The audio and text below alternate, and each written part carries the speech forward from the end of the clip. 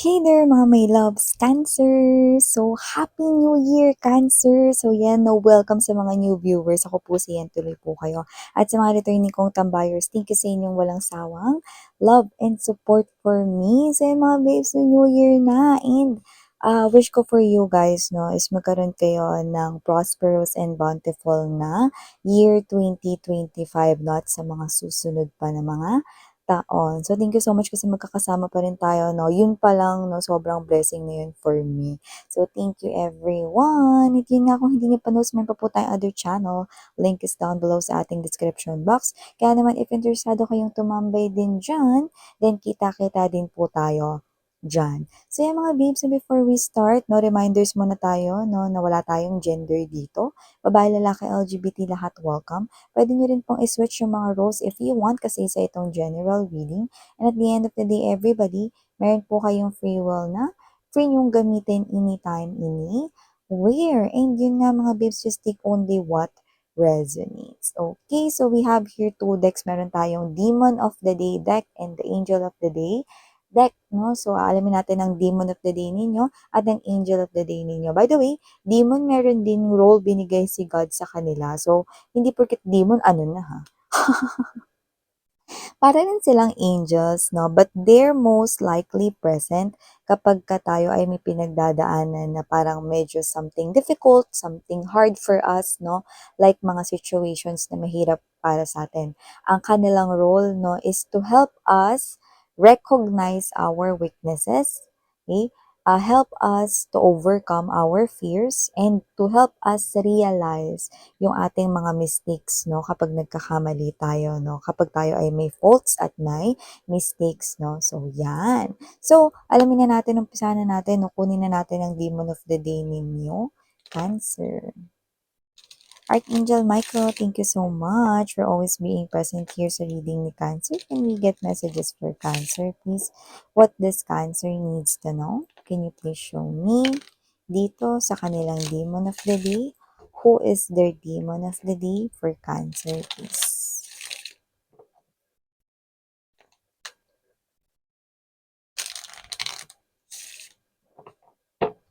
Okay.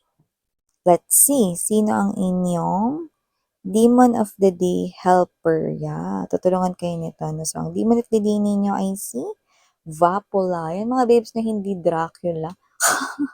Vapula, nabigyan galang natin to si Demon Vapula. Focus your efforts on arts and crafts. What do you enjoy creating with your hands? You know, siguro yung iba dyan, no, parang lack of creativity kayo, no? Pero alam nyo, nasisense ko dito, creative naman kayo, mga babes, no? Parang yung focus ninyo is parang medyo lutang pa kayo, no? Hindi dahil sa nag-inuman kayo kaninang madaling araw sa pagsalubong sa bagong taon, no? Pero parang meron dito na parang may gusto kayong gawin in the upcoming days, no? Or parang sa work man to or whatever, no? Lalo na, no? Papasok na ulit sa work, di ba? January 2 ba ang pasukan ng iba sa inyo? Yan, no? Or iba January 6, yan. So, iba long weekends, di ba? So, mukhang meron ka ditong gagawin, work-related man yan or personal na gagawin. Pero, si Demon Vapula, no, is here for you to realize or recognize na yung pwede mong solusyon sa iyo ditong gustong gawin ay ang creativity through arts and crafts. Ano nga babes, hindi lang naman yung mga talentado rito yung pwedeng gumawa ng arts and crafts, no? Everyone is pwedeng maging creative, no? So parang hindi lang yan, ano pa ba yung ibang ginagawa mo sa yung hands? Baka yung iba kasi maboring kayo, no? Or parang meron ditong time na parang um, parang lack of energy kayo, no? So, nandito si Demon Vapula, no, for you to realize or to think, no, ano ba yung parang gusto ninyong gawin, no? Lalo na sa inyong hands, no? If you want baking, then do something, no? Like baking, creating cupcakes, no? And isell nyo na rin para may kita rin, no? So, may mga ganun, no? Ano pa ba, no? Baka magaling talaga sa arts and crafts yung mga kamay ninyo and may upcoming event yung mga friends ninyo, no? So, instead of getting an organizer, no, mahal pa yun, babayaran pa, edi sa'yo, no, mga babes, no, mura lang if ever na ikaw yung gagawa. So, nakikita ko dito na hindi ka maboboring and at the same time, malalabas at mabubus mo pa ang iyo rito na creativity at pagiging innovative mo. And at the same time, kikita ka pa. 'di ba? So, maliban diyan, kuha na tayo ng inyong angel of the day, Cancer. Angel of the day for Cancer, please. Can you please show me angel of the day? So, yung iba siguro hindi alam kung anong gagawin, no? Minsan kasi pag bored ka, parang wala na rin naiisip yung mind mo, no? But si Demon Bapula, no, is there. Kaya yun yung lumabas for you, Cancer. So, kung siya ang inyong Demon of the day, ang inyong Angel of the day ay si Hea. Ayan, no? Si Hea, a healthy, happy life lies ahead. Oh, bongga. Material prudence, should be practiced today. Ayun mga babes, no, ibig sabihin nun, garantisado na ang inyong year 2025 ay magiging healthy at happy life, no, for you guys. Ibig sabihin, samantalahin natin ito, no. Pero syempre, kailangan nating tulungan si Angel Sehea, no, dahil hindi naman siya pwedeng sumulpot sa harapan ninyo dahil baka himatayin kayo. Dahil isa siyang anghel, 'di ba? So, nandito siya, no, for you to remind, ito ang mensahe niya for you, kailangan mong tulungan yung sarili mo, no, dahil sa body mo magsisimula ang lahat. Ibig sabihin, magpapakita, no, si Angel Sehea ng mga signs at opportunities na bigay ni universe at para makita mo yun, opportunities sa inyong kaperahan yun, no? Pero para makita mo yun, kailangan mo magkaroon ng strong mind and healthy body, no? At ikaw makaka-produce ng happy life mo this year, 2025, no? Material prudence, ibig sabihin nun, should be practiced today. Kailangan simulan nyo na ngayon ito, lalo na kung wala ito sa bucket list ninyo. Kailangan kumain na kayo, no, ng tama, no? Tamang pagkain at huwag lunukin agad, no? Kailangan nyo nguyain nyo, yun ang right eating ng food. At syempre, no, kung hindi nyo pa natatry mag-vitamins, check your doctor, no, para bigyan kayo ng right vitamins, no. So, nakikita ko dito na marami kayong gagawin pero maganda yung magiging pasok ng success sa inyong kaperahan. Bongga guys, no, see? At mukhang ang swerte ninyo ay talagang nakasalalay sa inyong body. Kaya naman mga babes, no, posibleng kayo katrabaho man kayo sa office or ano man ang inyong work, baka meron din kayong negosyo, you could have both, makakatulong sa inyo yung dalawang anghel na yan, no? So, Demon of the Day and Angel of the Day. So, aside from that, kuha pa tayo ng messages here for you, Cancer. What else? Meron dito kasama sa bucket list yung pagbabawas ng kanilang bisyo or parang yung lagi nilang nasusobrahan na medyo nahihirapan silang kontrolin. Ano man yan, pwedeng pagsusugal, unti-unti lang, pwedeng maaalis na rin, pwede ring alak, no? Unti-unti lang, no? Pwedeng dati 3 times a week, no? Gagawin ng 2 times a week, no? Hanggang sa 1 times a week na lang at hanggang sa maging occasional na lang, no? Step by step process yun. Iba naman, pwedeng chain smoker, no? Kung hindi kaya na agad-agad na hindi agad manigarilyo, syempre, unti-unti ninyong bawasan, kaya nyo yan. Iba naman, no, pwedeng bisyo ninyo, no, na pag nasa-stress kayo, no, stress eating kayo, yan, okay? So, kayang-kaya nyo yan na alisin. Actually, ang laki ng pagbabago dito. Parang all about your mind, body, well-being, no? All about your health. Kasi inihahanda kayo para mas ma-enjoy nyo, di ba? Yung pera. Ano pa kayo, guys? Para may energy kayong gastusin yung pera ninyo this year, 2025. Oh, victory! It's a long battle right here, Six of Wands energy. Ibig sabihin yan, no, matagal nyo na talagang gusto tong tagumpay na to, no. Pero aminin ninyo, guilty kayo, no. Yung pag busy kayo, hindi na kayo kumakain, lipasan na kayo ng gutom, tapos pag super busy kayo, hindi na kanin kinakain nyo, biscuit na lang, mga gano'n, no. Sino dyan guilty, taas ang hinliliit sa paa? 'Di ba? So, kailangan natin dito ng strong body, 'di ba? Ito na yung tagumpay. Victory is coming, guys. No? We have here, no, Two of Wands energy. This is something here that you must look forward with, no? That victory. We also have here the Page of Swords, the Page of Cups energy for you. King of Wands present din for you, Cancer, and the Five of Swords energy. Bottom of the deck, we have here the Four of Swords, Eight of Wands energy. Wheel of Fortune.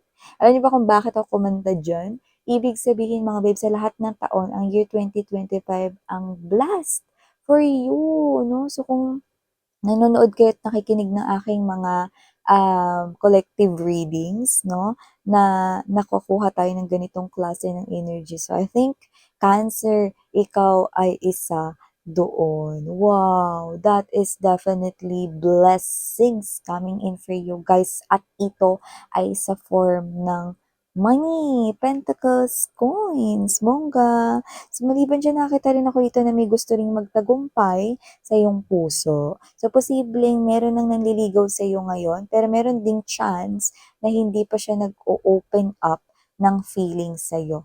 Pero, nakikita ko na itong person na 'to ay pupursigihin niya. Yan ang mga bes, hindi 'to para sa lahat ng susunod kong babanggitin, pero yung iba sa inyo posibleng may mga anak na kayo, okey? Pero tanggap niya, yan, oh. Yung energy niya is very light at may chance rin na younger siya sa inyo sa age or younger looking lang. But just take how this resonates, okay? Very sincere naman yung energy niya rito, no? At nakita ko na ipupush niya talaga itong connection here with you guys, okay? And aside from that, nakita rin ako dito ng energy na posibleng um, isa sa opportunity sa inyong money na pinapakita rito, no, is the King of Wands energy. Possible na meron ditong businessman or businesswoman, no, na maaaring kumunik sa inyo. Pwede siya rito mga babes, no, na maging potential brand new person ito, na nakikita ko magiging alliance ninyo at possible rin na may mabuong friendship. Pero hindi ko may tatatuwa, no, na pagka mga babes, no, tumagal pa ang inyong pagsasama, lalo na pag araw-araw kayong nagkakasama, this person, possible na ma-develop ang feelings niya sa'yo. Mauuna siyang magkaroon ng feelings, no, dito. But just take how this resonates, yan, no? So, at first, this is something here na posibleng matulungan ka niya sa pagkakaperahan dito, no? Siya ay isang opportunity na pwedeng padala ni universe para what's this? Para mas matulungan kayo na i-expand ang inyong money. Yan, no?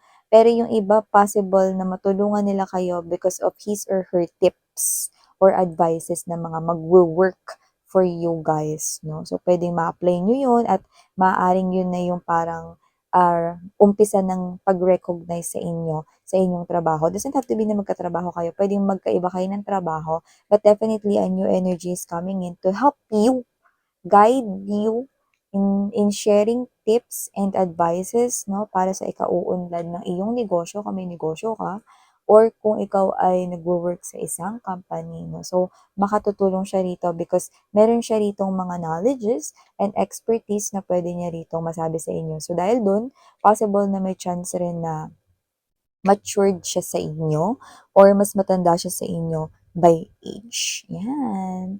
So, maliban dyan, Cancer, nakita rin ako dito ng energy na ito hindi to magandang energy na parang sarap na itong pitikin sa eyelids. So, nakita ko dito na with the Page of Swords energy, this person here is watching you right now and will continue to watch you on the upcoming months here for you guys. This person, I don't like him or her because this person here is like parang nakikipaglaro na siya rito sa inyo. So, hindi ko maitatatuwa na kung sino man ito. Possible na itong person na 'to 'no, is puwedeng may inggit sa inyo sa work or possible na meron dito na parang energy na na meron siya ritong hindi gusto about you. 'Yan 'no.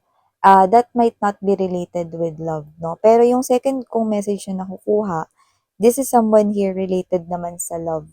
This person here, I think, meron kayo na ibang nagugustuhan or baka taken na kayo, meron na kayong ka-in relationship, may ka-connect na kayo, Cancer 'no, at gusto niya na na maging kayo rito 'no. So, parang hindi siya natutuwa rito na may iba kang kausap 'no, or may iba kang ka-connect 'no. This is someone here na I think merong unhealthy na pagka-like sa inyo. Yeah.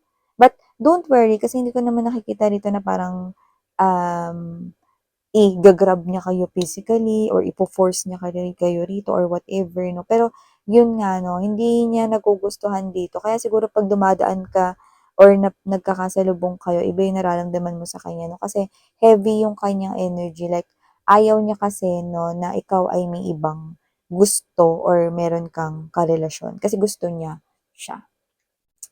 Yeah, I know, I know. Yeah, by the way, meron ako nakikita rito, no, na energy kung saan gagastos kayo. Pero carry lang, kasi nakikita ko naman, no, na magbe-benefit dito kayo. So, you deserve this naman. So, ano ba yun, Miss Yan? Vacation!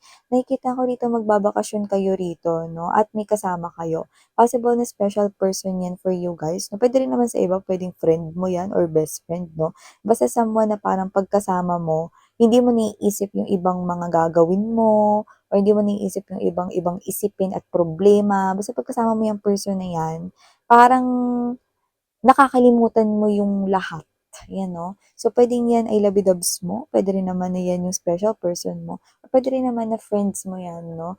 Na, alam mo yun, pag magkausap kayo, no? Parang, out of this world yung saya na hindi mo na naiisip na may iba ka pang dapat na isipin at gawin. So, yeah, ito yung mga mensahe na nakuha ko here for you guys this January 1.